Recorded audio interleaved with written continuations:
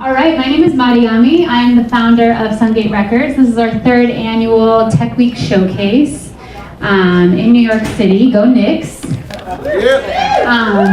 So exciting. So we started doing Tech Week like a couple years ago. I was in grad school, and I remember like there's just like a barrage of emails that you get, panels and things to partake in, and this particularly caught my interest because I didn't see any music events, like very few music events on the Tech Week calendar, and it was just like hundreds and hundreds of panels on tech and startups and AI, and I was like, nobody's doing music. So we decided to start doing these little coffee power hour meetups, and that grew to our first showcase at Pete's Candy Store, and now we are here in New Blue, and we're gonna have some amazing music later. So I am joined on the stage here. I'm gonna let them introduce themselves. Would you like to start? For sure. I'm Jessica. Oh, okay. I'm Jessica. I'm the CEO and co-founder of Audioshake. Did you want more of an intro? Yeah, say what we are an audio infrastructure company. That was super boring. I will try again. What we do is we make sound more usable and editable, give people more control over their audio. So we work on everything from super creative workflows like sync licensing and remixing and stuff like that, where we're separating sound, all the way through to different workflows where you are needing to extract sound, extract information, or you're doing live audio and you want to be able to control one stream over the other. And we work with all the majors, lots of distributors, most of the large film studios, sports leagues, and yeah. And I'm Taz Sharp. If you can hear, I'm from London. And at the moment, I just started a new job at Laylo, where I'm heading up artists and live events across EMEA, but essentially have been in the industry for a minute across distribution and management and tool managing, so I've done a handful of different things. But my current role, I essentially kind of help bring on board artists, live events, venues to a platform that helps you guys connect and engage with your fans.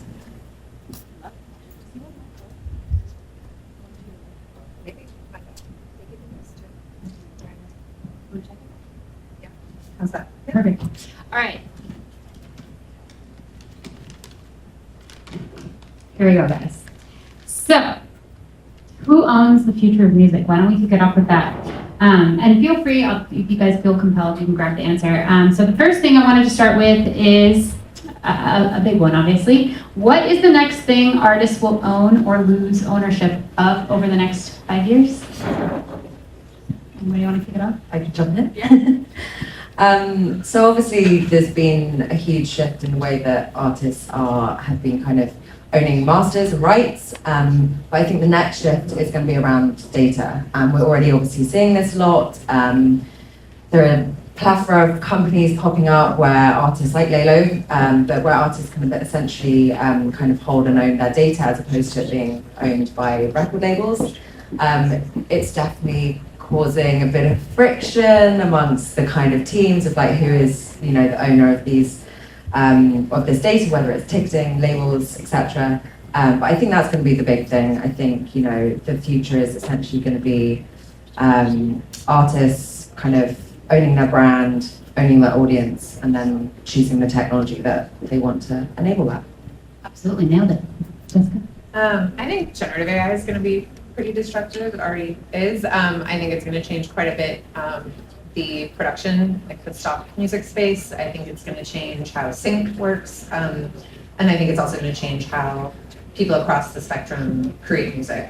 At one end, like the push button kind of streaming prod, not very interesting kind of stuff, but also through to like very legit creative workflows where people will be using those tools. Love it. The second part of that question is, in a world where AI can produce a chart-ready song, which you just touched on, in minutes, and where platforms control discovery, what does it actually mean to be an independent artist today? And I'll just chime in on that. I had some thoughts. I've sort of kind of been of the school of thought that every artist should sort of be assembling their own AI tech stack now. So like already, obviously, in everybody's workflow, they're using the typical Claude and ChatGPT and everything, but stem separating software to prepare for shows. I feel like it's entrenched in so many touch points of my even my workflow, from production to marketing to SMS and fan mail, fan mail campaigns. So I think the more artists lean into that and embrace that and find ways to like have that, give them agency in their creative process, the more they'll own rather than not own. If anybody wants to jump on that, we can keep it going. Yeah, no, I think you smashed it. I mean, ultimately, it's just about owning your brand, owning your audience, and then choosing the platforms that you're going to kind of use to elevate that. So, if a developing, I would love both of your takes on this. If a developing artist has $5,000 to spend on tools and services this year, where would each of you tell them to put it? I mean, I guess the dumb starting point would be like, put it where it's gonna work. But I think like there's just so much stuff in any kind of creative field, like writing, visual arts, music, that is really, really tedious. And there are now a lot of tools out there. Some of them may be AI, some of them may be generative AI, some of them may just be like regular ML tools that are not so controversial. And they could just otherwise be like software solutions that have nothing to do with any of that. I think in places where you can get rid of, like the routes to me seem pretty simple. It's either go where you can get as much visibility as possible. And the other one would be, how can you just make the creative act more joyful by getting rid of this, all the admin and all of the stuff around that you don't want to deal with. That's how I would sum it up. $5,000. $5,000. Okay, so I think, yeah, obviously people already think that I think people spend way too much on producing the music. I mean, obviously it's really important, like part of it, but I think if you've only got kind of a small amount of money to use, like you want to get your music heard and you've got to think strategically about how you're going to do that. So I think content is probably a really big one. I think I would probably like spend a quarter of that on content. And then it's like thinking about that, as you mentioned, that kind of AI tech stack, like what are the tools, what are the technologies that are going to kind of help me to supercharge and to like work faster and to hit more people. So thinking about your tech stack, where you're going to, where are your fans going to, how are you going to reach those fans, how are you going to message them, how are you going to communicate with them. And then I definitely look at, we spoke just back there about, you ran an amazing ad campaign for using Google Ads, but like how are you going to get more eyes on your project? So like paid fan acquisition would probably, like testing out a few different things would probably be another big one for me. That's fair. Yeah. Yeah, that's perfect. I have a very granular breakdown because this is what we do like every day. But say you have $5,000. If an artist came to me, and it's very often, as Taz said, like they spend so much in the studio, they're making these beautiful records, and then they get to the stage where they have to market their music, and usually it's like 3 weeks out. They'll spend like a year and a half making the record, and they'll come to us like frantic, and they'll be like, I put it in DistroKid for like, June 21st, and it's like June 7th.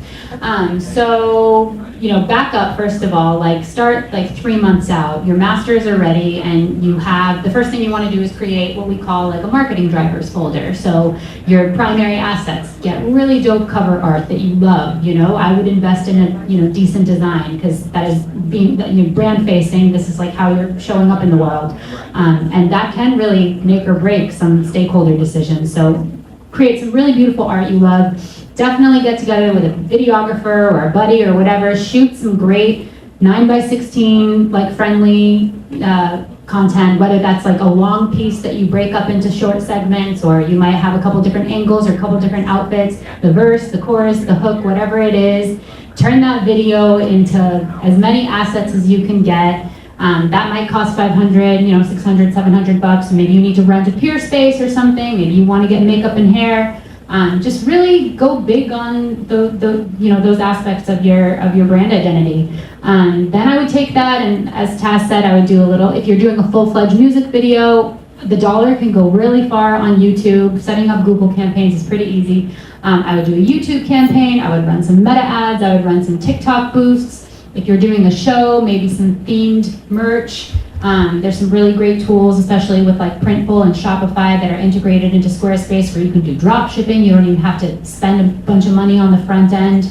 There's just like a lot of really efficient ways to build up your little EP album or even single ecosystem so that when somebody steps into your world, they can like really feel that song visually, through audio and through everything. So maybe leave a little bit too, like leave maybe $1,000. Once you're testing and you're out there and you see what's working, you double down on what is and you keep it moving. Yeah, that's how it's been. All right, great.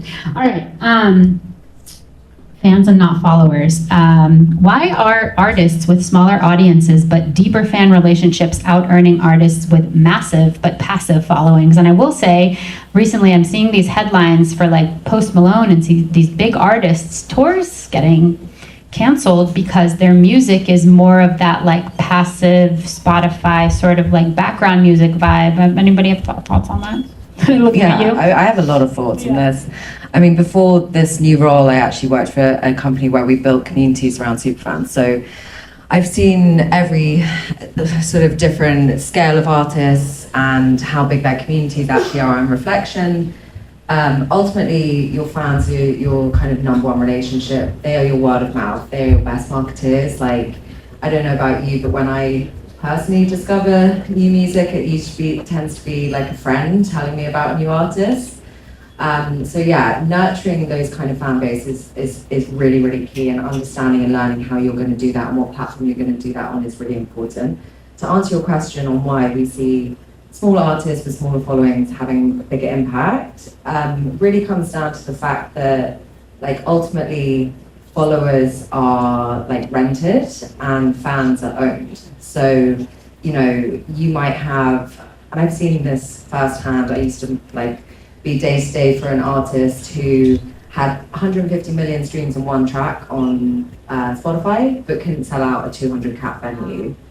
Whereas my friends sold out that 200 cap venue in their small London band, and they didn't have nearly as many kind of streams. And ultimately it comes down to that kind of relationship you're building with those fans. Like, yes, okay, you might have like 20,000 followers, but if they're seeing a clip, they're probably then forgetting about it 6 months until 6 months later. So constantly having those touch bases to kind of nurture those fans and build real relationships with them, like that is ultimately what's going to give you long-term success. Those fans are going to grow with you, they're going to stay with you so long as you kind of keep nurturing. Killer. Can I add to that, or is that not okay? No. That was the like nail on the head. This is actually a question for Jessica, founder. We love a female founder. Can we just give it up for a female tech founder? What is the hardest decision that you've made in the last 12 months as a founder?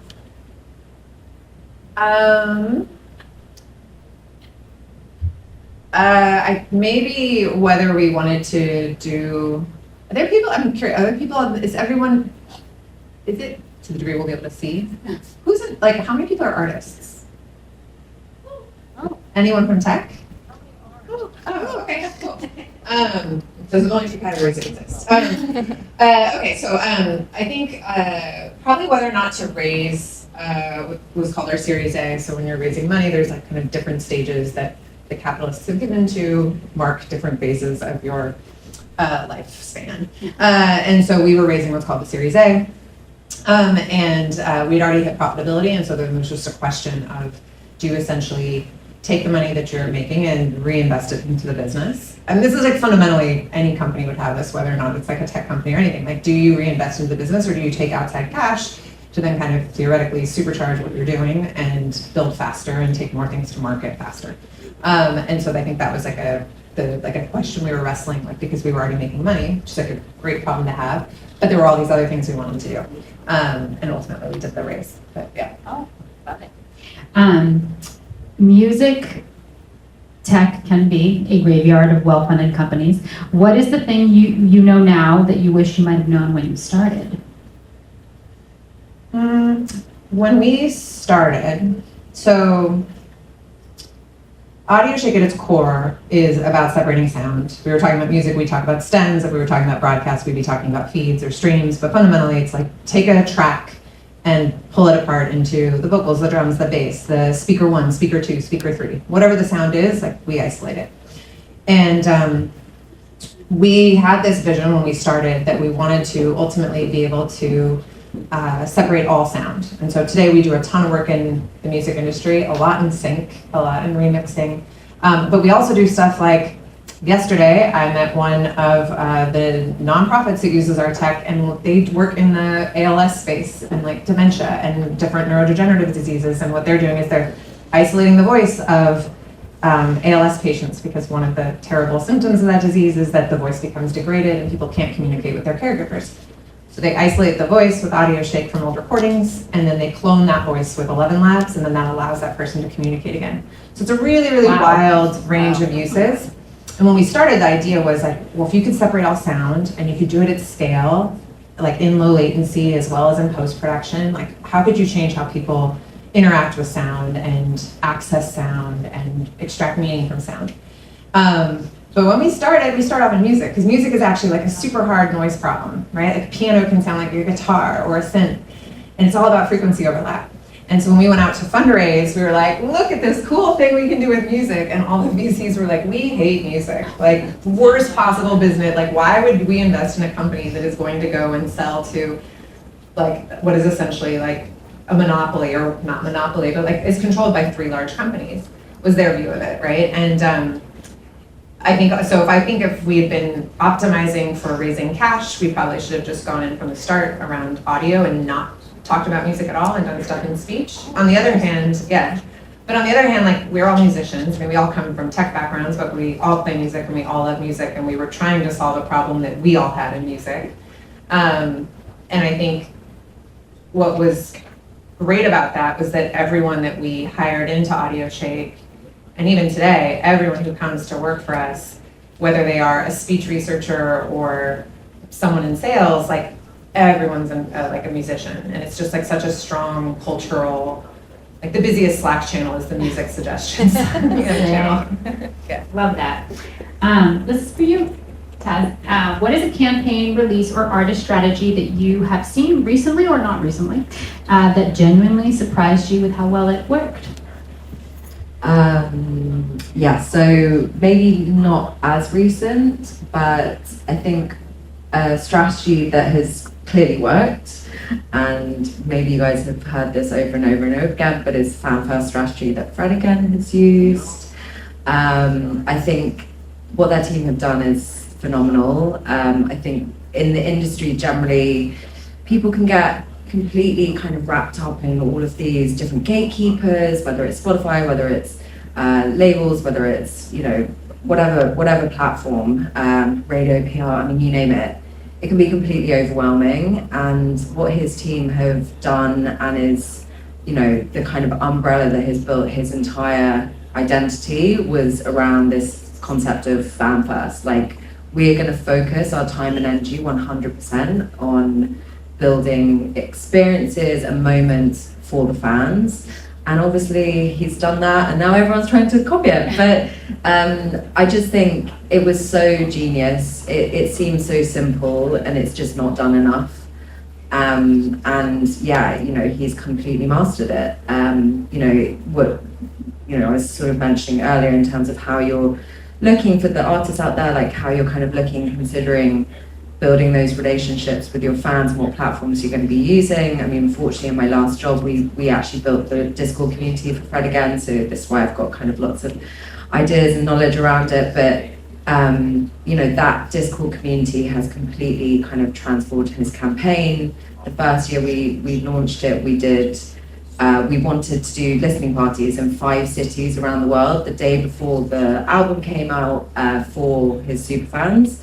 We hit up a couple of notable fans within that community and said, would you guys want to host it? And they were obviously like, hell yeah. We'll send you the link ahead of time, like we'll book the bar, all you have to do is rock up and hit play. And when it got posted back into the community, what was meant to be 5 cities ended up being 18 cities around the world, all led by his fans. And it's just, yeah, like that is through consistently nurturing, building real relationships with them. Like, there can be this kind of conception that as an artist, you know, every artist is different. Like, obviously there are some artists who want to be less sort of lean in, a little bit more mysterious, but the artists who really truly succeed are the ones who have built that kind of relationship directly with their fans and really thought about them in every single thing that they do. I love that.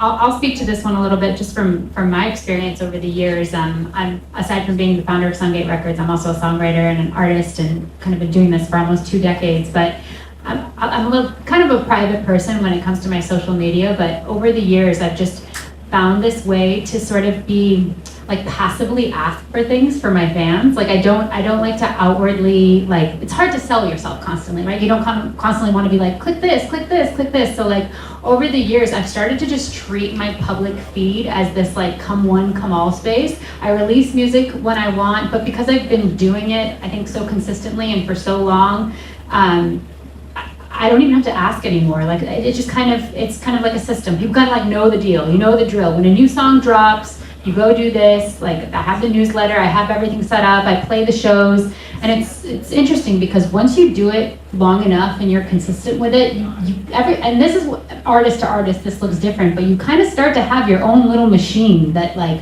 works itself.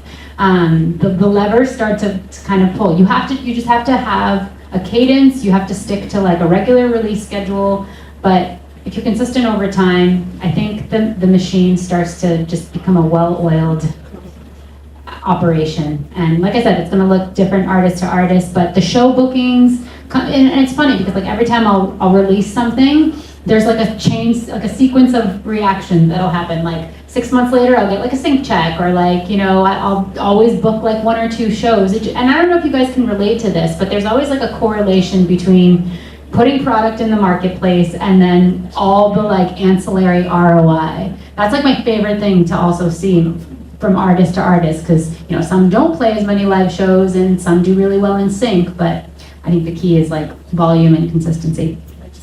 Yeah. One more thing. I think the financial side of things is really important to talk about as well, because again, it can seem like you're having to cough up and fund so many different platforms and for content, as we spoke about, which is so important. And I was actually chatting to one of the artists who's performing a little bit at back, and we were saying about, like things like ways in which you communicate with your fans, whether it's SMS, email, Instagram. These things can be quite costly. But I think what's really important to remember is if you have, 5,000 fans, super fans, if you have 10,000 fans on your mailing list, would you give each one of those super fans 5 cents? 100% you would. Would you give them 10 cents? Yeah, you'd probably give them 50 cents, maybe even more. And so you've got to just consider it like that. Like, yeah, okay, when you get a bill and you've like spent $500 on like an SMS campaign, it can seem really big, a lot of money, and it is a lot of money, but you've just got to consider like what you're getting out of it and the value, the return that you're getting from it. I love that. Did you want to add anything? All right, so we are winding down. This is our last, it's my favorite. Okay, the artist as a company. And I would love if both of you had a take on this. What would the music industry look like in 5 years is so ambitious. I always want to say like 2 years. What would the music industry look like a few years from now, let's say, if every working artist operated like a founder? Oh my gosh, so I like, no one should ever buy the music I make, but where I do like have a Bandcamp.com sometimes. Yeah, it's terrible, but I love it.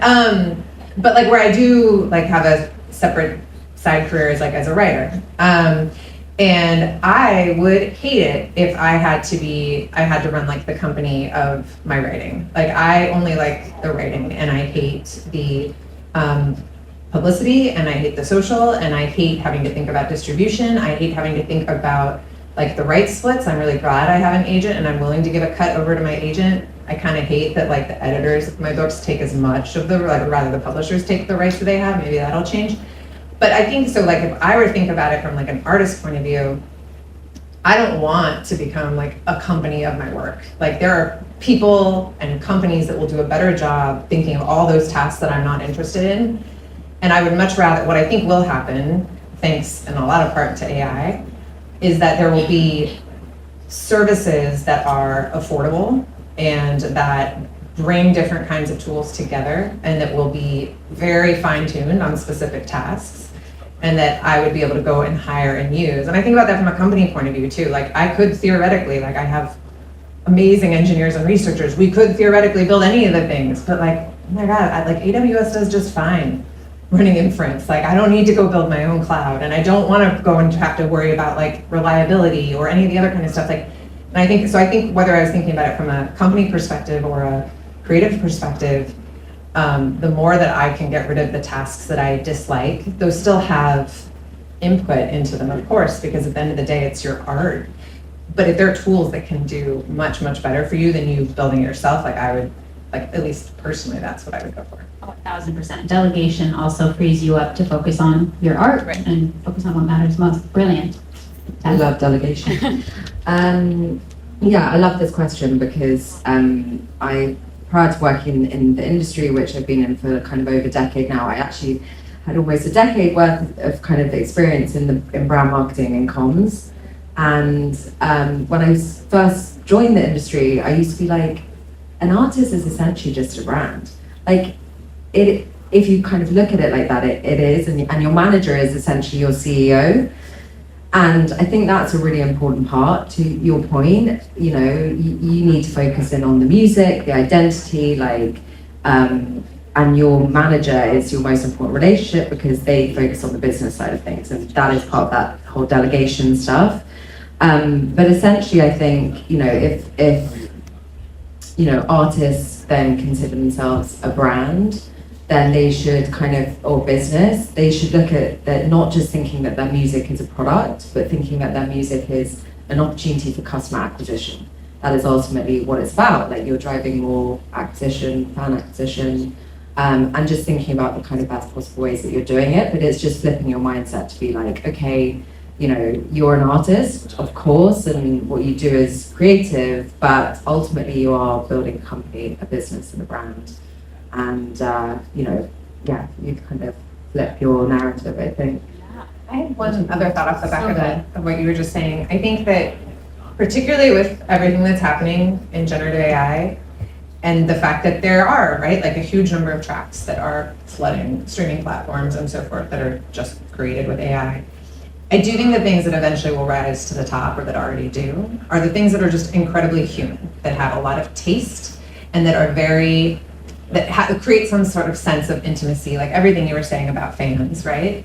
And so I think the more you can offload the admin type tasks that do not really require you individually and focus, yes, on the music, and then the parts of it that are uniquely human and where you're also going to have a lot of opinion and taste about how that's presented to the world, like that's a really great use of your time. Yeah. Yeah. Oh, so good. I love both of those answers, and I'll just add to that. You know, a lot of artists come to us in earlier stages of their career, and there's always this sort of like hope that they're holding out for, that either somebody's going to validate them or some gatekeeper that they're waiting to connect the dot for them. And I think the one mindset switch of sort of operating like a founder is that you don't wait for that. You set up your own bank account, you budget, you treat your economics and your business like a business, literally, and you don't necessarily wait for the proverbial like record deal or whatever. Like, you set aside, you know, when you start making money from shows, and you know, have a separate bank account. These are very literal things, but I'm big on that with our artists, just sort of like setting up your ecosystem as an earner and as a founder, and then, you know, just truly like believing in yourself. I know that sounds so lame, but like, you know, so many of our artists get caught up in numbers and when things are not performing well on socials, but it's like in the moments that they just keep doing what they're doing and keep up with the consistency, keep playing the shows, keep, you know, reinvesting in your art, keep putting out music, that like the milestones and the wins come through. David's here, he's a testament to this. Like, we've had some incredible moments for some of our artists. Like, they have not been the result of like, you know, some A&R from a label like holding a door open. It's all the byproduct of their consistency, their determination, and their like work in the trenches that nobody can see, which really truly does pay off. So I think that slight mindset switch where you have the agency can be a game changer for you. And then, you know, underneath all that, like I said, your tech stack, your everything, your fan mailing, and just like build your own thing, you know? It's, and be smart about what you delegate, and like definitely have the folks that master certain areas of your career, handle that, and I think you will just be fine. That's my take on it. Unless you guys have anything else to add, shall we get to the music?